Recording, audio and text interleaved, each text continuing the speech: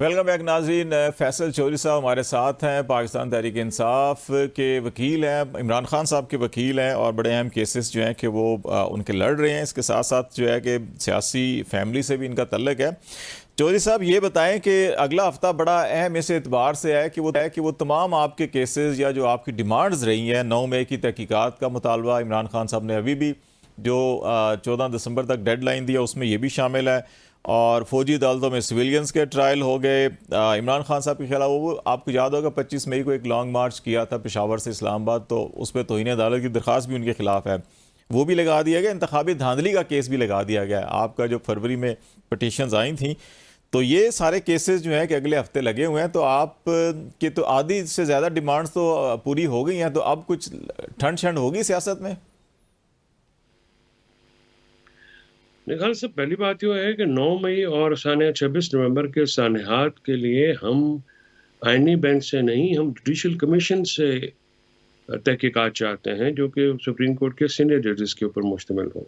उसमें आईनी बेंच के जो जजेस हैं, जो सीनियर मोस्ट हैं, वो भी हो सकते हैं, लेकिन जुडिशल कमीशन एक ऐसा होना चाहिए जो कि 26वीं आईनी तरमीम के साथ हमारा बुनियादी इख्तलाफ है। हम ये समझते हैं कि 26वीं आईनी तरमीम ने अदलिया की आज़ादी पे ज़रब लगाई है और सुप्रीम कोर्ट के अंदर ही डिस्क्रिमिनेशन करते हुए चंद जजेस को आईनी इख्तियारात हासिल दे दिए हैं, और बल्कि और ज़्यादातर जजेस को आईनी इख्तियारात हासिल नहीं हैं। तो ये तासुब जो है और इक्वलिटी बिटवीन द पीयर्स, ये उस प्रिंसिपल के खिलाफ है।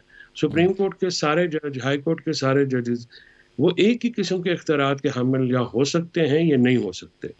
जिस तरह से आईनी बेंच बनाई गई है, ये सुपीरियरिटी दी गई है चंद जजेस को बाकी सुप्रीम कोर्ट के जजेस के ऊपर, तो ये अदलिया की आज़ादी के बुनियादी असूल के मुनाफी कानून साजी है। हम इसको तस्लीम नहीं करते हैं बतौर जमात, और हमारा मुतालबा है इसको अंडू किया जाए। अगर आपको याद हो तो जो 24 नवंबर का जो एहतजाज था उसकी 3 बुनियादी नुकात में ये बिल्कुल 26 फरवरी पहली शर्त थी। जी हाँ, तो ये अब हम इस आईनी बेंच के सामने ज़ाहिर है पेश तो होना पड़ेगा, बेंच तो वही है, लेकिन हम चाहते हैं कि 9 मई और 26 नवंबर की तहकीकात जो हैं वो एक आज़ादाना और ऐसा जुडिशल कमीशन करे जो सबके लिए काबिल कबूल ये हो जाएगा। दूसरा एक निक्ता और मैं कतई कलामी की माफ़ी चाहता हूँ कि ये 26वीं तरमीम के ऊपर आपकी पार्टी का ये मौक़िफ़ है कि पहले इसके ऊपर फुल कोर्ट बैठे। यही जस्टिस जवाद ख्वाजा साहब ने भी जो है कि अब मुतफरिक दरख्वास्त दी है, ये जो फौजी अदालतों में सिविलियंस का ट्रायल है उसमें भी वो कह रहे हैं कि नहीं, आप फैसला ना करें। अब जब ये आपके केसेस समाअत के लिए मुकर्रर हो गए हैं, तो वहाँ पे आपकी पार्टी का मौक़िफ़ क्या होगा? आप ये समझते हैं कि जी कि नहीं, ये नहीं सुन सकते, पहले फुल कोर्ट बनाई जाए, और अगर 7 रुकनी बेंच है कि ये इस्तदा मुस्तरद कर देता है कि फुल कोर्ट नहीं, हम ही सुनेंगे, तो फिर क्या होगा? नहीं, हमारा मौक़िफ़ तो यही होगा, और पार्टी जो है वो फुल कोर्ट के सामने ही अपना मुकदमा पेश करना चाहती है।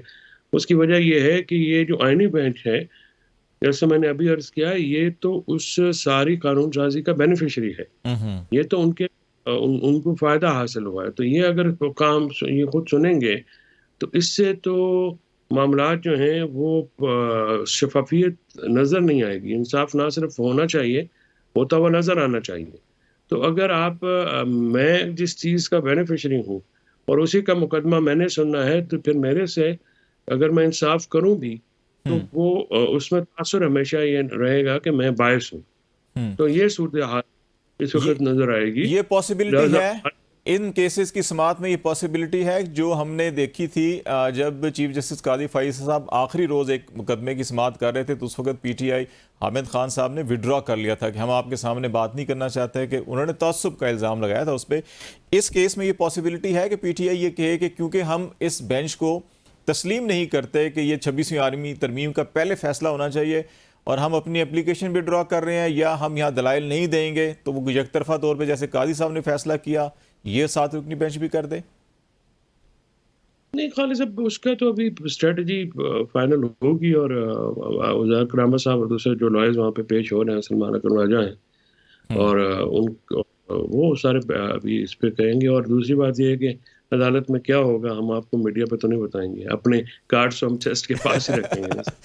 अच्छा, ये बताएंगे कि ये अभी आपसे पहले जो है कि वो एहसान खोखर साहब और अमजद शाह साहब थे हमारे साथ, गुफ्तगू कर रहे थे। उनका ये ख्याल था कि जो 9 मई का या 26 नवंबर के कमीशन की जो डिमांड है अदालती कमीशन की, ये गवर्नमेंट के पास पावर है कि वो जो एक्ट ऑफ कमीशन है उसके तहत बना सकती है, अदालत 184 के तहत नहीं कर सकती है। और माजी में जो हवाला दिया जाता है इंतखाबी धांधली का 2013 के बाद जो कमीशन बना था, वो भी सदारती हुक्मनामे के तहत स्पेशल पावर्स लाई गई थी और फिर वो कमीशन बना था।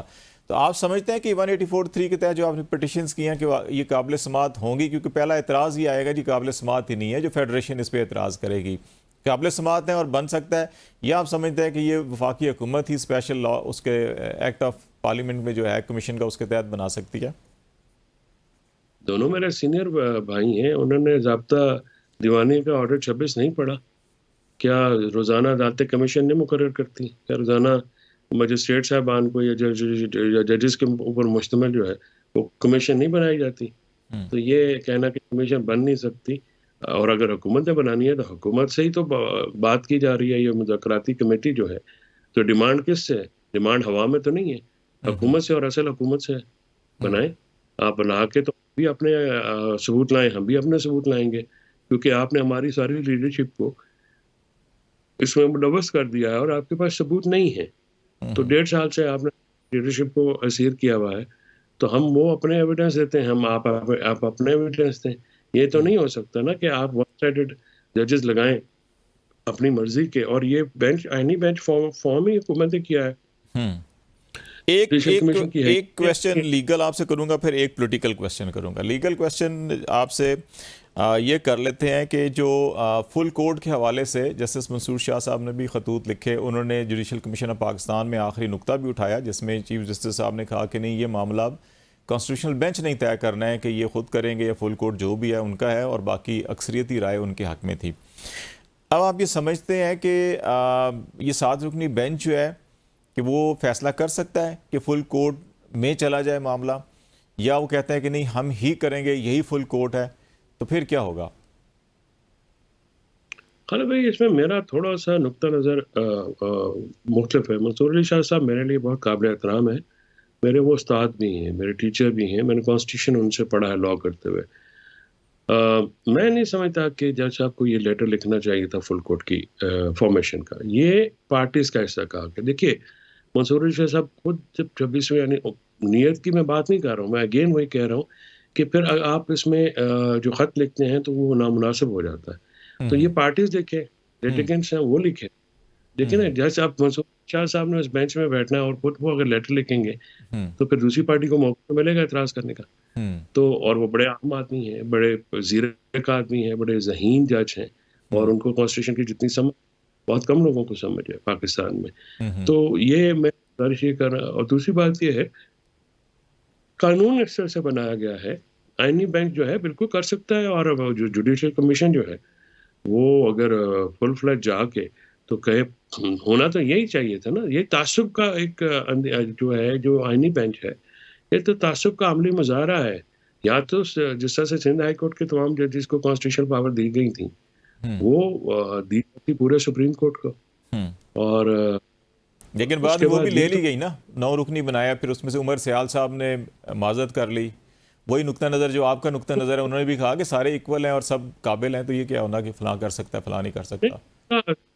तो शाह साहब को जो है उनकी तो रिस्पेक्ट बड़ी है, और अक्रॉस द बोर्ड ऐसे जज चाहिए होते हैं साहिब किरदार भी हों, प्रिंसिपल्स के ऊपर है वो जज। और आम लोगों में तो यही तो फ़र्क होता है, काजी जो होता है, जज जो होता है, वो तो असूल पे मबनी किरदार का मालिक होता है। सो ऐसा करेक्टर वाला आदमी जो है वही चाहिए, बतौर जज चाहिए होता है। पॉलिटिकल एक दो क्वेश्चन मैं आपसे करना चाह रहा हूँ, मज़ीद 2-3 मिनट हमारे पास होंगे, कि आप आखिरी ये समातें डाला जेल में करते रहे, इमरान खान से आपकी मुलाकातें भी हुई, उसके अंदर लीगल इश्यूज़ भी और पॉलिटिकल इश्यूज़ भी डिस्कस हुए, जिसके नतीजे के अंदर ये सिविल नाफरमानी की जो है कि तहरीक भी सामने आई है। आपकी अपनी असेसमेंट जो है वो क्या है कि ये इमरान खान साहब के जो फ़ैसले हैं, आज आपने ख़बरें देखी होंगी एक ख़ास हल्के की जानिब से कि नहीं जी ये तो पार्टी कह रही है काबिल अमल नहीं है, ये नहीं है, वो नहीं है, और कुछ इख्तलाफात हैं, आपको वहाँ पे ऐसी असेसमेंट मिली कि जो उस वक्त मुलाकातें हुई सारी कि क्या सब एक पेज पे थे या कोई डिफरेंसेस हैं या काबिल अमल चीज़ें हैं नहीं हैं? नहीं, घर से मुलाकातें करने तो नहीं देते ना, पार्टी से कौन सी मुलाकातें होती हैं? जुमेरात को भी एक लिस्ट थी नई लोगों से मुलाकात करने दी हम्म, जाती। हम्म, इसीलिए तो फिर फैमिली के ज़रिए मैसेज करनी पड़ती है ना उनको। हम्म, अदरवाइज़ अगर पार्टी के लोगों से मुलाकात हो तो वो करें ना। हम्म, चेयरमैन और जनरल सेक्रेटरी जो हैं वो तो मिलते रहते हैं और उनके साथ बात मतलब सलमान राजा वहीं पे थे, सलमान हम्म, अकरम राजा साहब। तो हम्म, वो अंदर ही थे और हम्म। सॉरी गौर साहब भी होते हैं। तो ये दोनों पार्टी चेयरमैन और जनरल सेक्रेटरी तो वहीं पे होते हैं और वो गौर साहब के ऊपर उन्होंने सवाल किया कल साफिया, उन्होंने कहा जी बिल्कुल मैं नहीं हटा रहा, गौर वहीं पे होंगे हम्म। और गौर चेयरमैन ही हैं, तो उन्होंने अपने एतमाद का इज़हार तो किया उनके ऊपर। सही तो हो गया। लेकिन ये है, ये जो जितने ये स्टार्ट फैसले या अनाउंसमेंट्स आती हैं फैसल साहब, ये बहुत सी चीज़ें जो अभी भी उनकी अनाउंसमेंट्स उनके अपने सोशल मीडिया हैंडल से होती हैं, उसमें पार्टी के जो अहम तरीन जिम्मेदारान हैं वो उसको लगता है ओन शायद नहीं कर रहे, कि जैसे ना आप रीट्वीट करते हैं, कोट करते हैं, इंडोर्स करते हैं उसको, वो नज़र नहीं आता। ये इसकी क्या वजह हो सकती है? पता नहीं अपना वो रीट्वीट और एंडोर्समेंट तो करनी चाहिए, क्योंकि वो करे ना करे लोग तो वही एंडोर्स करते हैं और हाँ वही लोग। उनका जो अकाउंट है वो वर्कर्स हैं। ये आपने एक अच्छा पॉइंट उठाया कि एंडोर्स क्यों नहीं करते। और देखिए इमरान खान साहब की तरफ से जो कोई बात आती है लोग तो उसको एंडोर्स करते हैं, जो उनको एंडोर्स नहीं करेगा वो एंडोर्स नहीं होगा पीटीआई के वो वर्कर्स आवाम पे। की तरफ से इंडोर्समेंट उसकी नहीं होगी। बहुत शुक्रिया फैसल चौधरी साहब हमारे साथ थे। पार्टी तहरीक इंसाफ के सीनियर लीगल टीम के अंदर ज़्यादा उनका रोल है, पोलिटिकल रोल कम है। और हम बातचीत कर रहे थे कि इस वक्त पाकिस्तान की मौजूदा सूरत हाल और अगला हफ्ता जो बड़ा अहम तरीन होगा सुप्रीम कोर्ट ऑफ पाकिस्तान में, उसके अहम केसेस का एनालिसिस कर रहे थे। आज तक के लिए इतना ही। खालिद जमील को इजाज़त दीजिए। अल्लाह हाफिज़।